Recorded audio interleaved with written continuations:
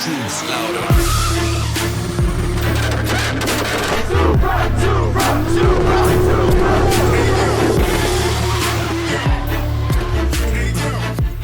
What's up, guys? Welcome back to the channel. We got Mike. What are you doing? I'm back.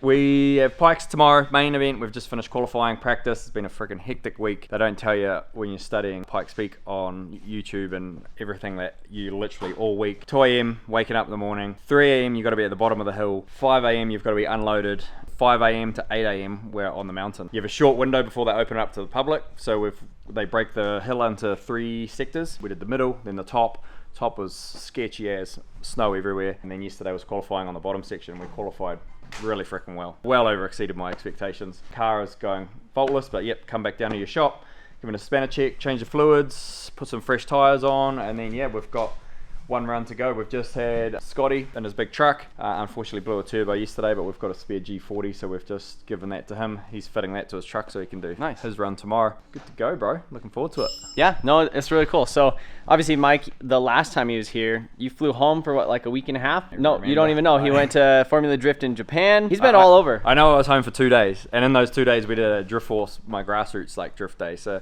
and it was like raining and wet, but it was great. It was good to be back home for a minute. Well, it's cool to see the Mazda back in here, the 4-rotor thing. That thing is really cool. But Mike and me, we're actually gonna go grab some lunch real quick, and then I actually have a project I kind of want to unveil to you guys. I want you to look at it, and I want Quado to look at it. You're probably thinking that it's one of these old Chevys that I was like buzzing out on out here, but it's even cooler than that.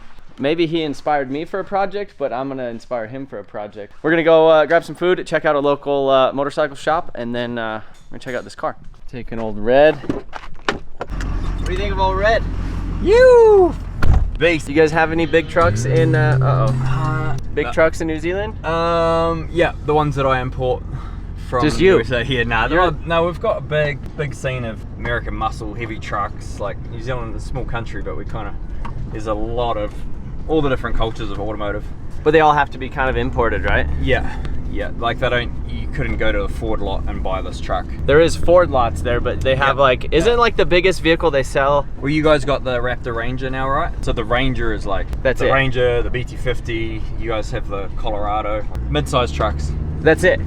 Yeah, so when I build a dually and I'm trying to park, I got to take like 4 or 5 car parks, or just park in a car park and then block the other 2 cars in because they can't get past the rear fence. Yeah, well, that's how it was in Japan too. I went to Ebisu and there was a Tundra there, and it was lifted like old school with like the 15-inch like Krager wheels with like the super swamper tires. Big 35 swampers, yeah. Yeah, the things that we think are like normal here in the States are like exotic over there, and then vice versa. We're also filming a podcast with Mike too, so we're probably gonna save a little bit more of these type of conversations. But I'm really excited for that. So if you guys haven't watched that was probably before this video. We'll have a link to that podcast there, which that's probably going to be the best one.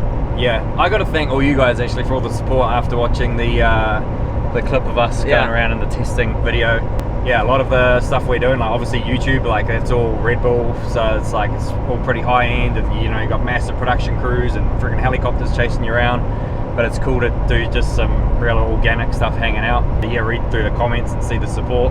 It's been pretty cool. So I got a small YouTube channel, the Mad Mike Motorsport. I don't even know what it's freaking called. I think there's about 100,000 people on there. Yeah, but you need to start uploading on there. Yeah, I just the time, man. Like to do this, a credit to being able to have the time to do that. I'm like always traveling. As soon as I get home, I just want to hang out with the family as much as I can. And plus Link, he's racing. Jet, she wants to race. Like everything she bloody hops on. So it's tough for me to just have the time to, and I don't have the skill set, man, to like make these clips, you know. Like I can do proposals and design graphics and build cars and race, but it's to do this, it takes a lot of time. We, me and you guys, we get to see a different version of Mike than you normally do, because you're just... Yeah, and the clips that I have got, like on there, if you scroll through, like, and I just try to keep them as organic as I can. I'm filming them as on my phone, like some of them are going to testing in Japan, and I'd love to have someone that's over my shoulder the entire time, but it's a big cost, and it's like, I'm literally traveling every single week, every day doing something. There's no like, oh man, you should film this,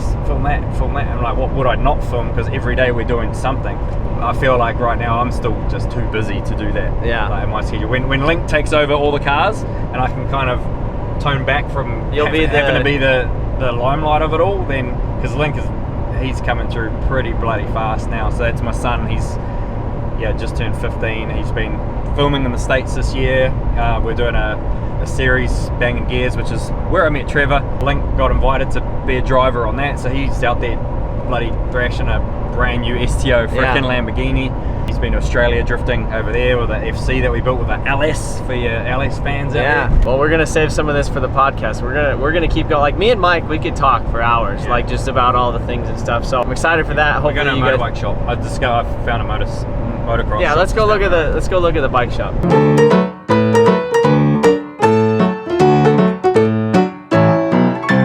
Alright, so we just finished filming the podcast with Mike, and I feel like we could have went all day. Yeah, we could have gone for a long time, but we do need to load up and we do need to hit the pikes because the other teams are setting up. So I guess this is the reveal of a project that I actually bought about 2 months ago. It's literally just sitting in, well, you guys will probably see a couple clips of it in here. We'll put that of the day that I bought this thing after this little segment. But this is my 93. Booyah! You like that? It doesn't get any better than that. Well, this is the OG, right? Like this is your... Yeah. A lot of potential.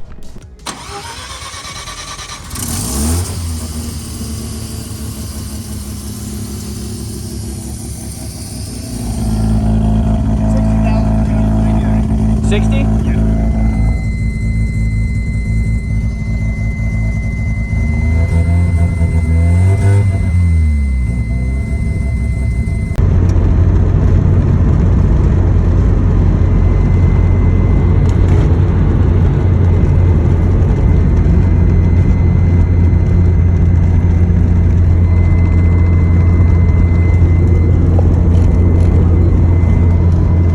I don't know what the kit is. I think it's like some CX racing thing from like 5 or 10 years ago or something. Quite, you'd be used to seeing this sort of stuff in Japan. Yep. Basic. Yep. So single tile. Ooh, we shop. I don't know. It's like it looks like some T3, T4, Oh, okay. Just universal. Probably small, like a 58 millimeter or something real small and basic. But yeah, it sat outside for a couple years, so it's got you know. Yeah, no, and it runs too. Supposedly rebuilt or... Supposedly rebuilt. Right. Who knows? Yeah.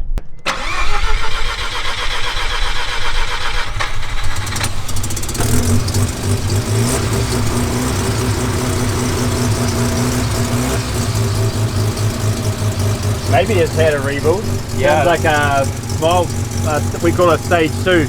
It'd be like a stage 2 or like a real little, like before you do the bridge port, you just your standard primary ports, you just freaking scallop those out a little more. Yeah. And that kind of, because it has a little like vroom, vroom, vroom. Just that slight little pulse.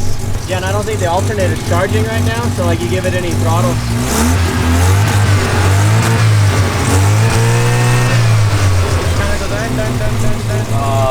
I'd firstly lose all the factory oil metering crap and then just start running bloody premix.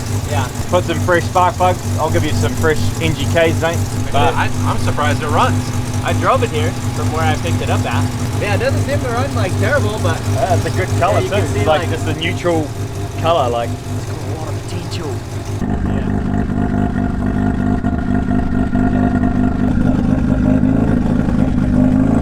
What if it's something simple like that? Yeah, could be.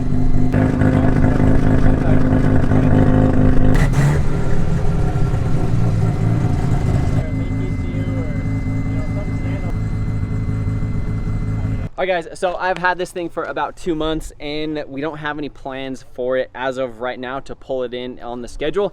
There's just so much other stuff. We haven't finished the 7.3 Godzilla Mustang. We haven't finished the K-Series all-wheel drive Civic. Still need to get the dyno going. We still need to finally fine-tune like the 2JZ S14. There's a lot of things like on the plate, and this was just kind of one of those deals where it was too good to pass up. Since Mad Mike was in town, I wanted to go ahead and like bring it over here, show it to him, and see what he thought about it. He's the Rotary King. He's the rotary dude. It's just cool to show it to him. It's cool that like they listened to it and they're like, yeah, this thing has like a mild port to it just by listening to it. They're like, yeah, this isn't stock, which is good because they said that the engine was rebuilt like 2,000 miles ago. To get an ECU, figure out whatever sensor is causing it to like run weird. I'm pretty stoked on it. Let me know what you guys think. I did get a good deal on this thing and I've thought about just like selling it, like real quick, like getting it running, driving decent, and then just like sell it, make some money and move on. And we have so many other projects in the shop right now. Let me know what you guys think. Do you guys want to see a build on this thing? Honestly, I've always wanted to do some rotary stuff, but let me know down in the comments. Appreciate you guys watching. See you later.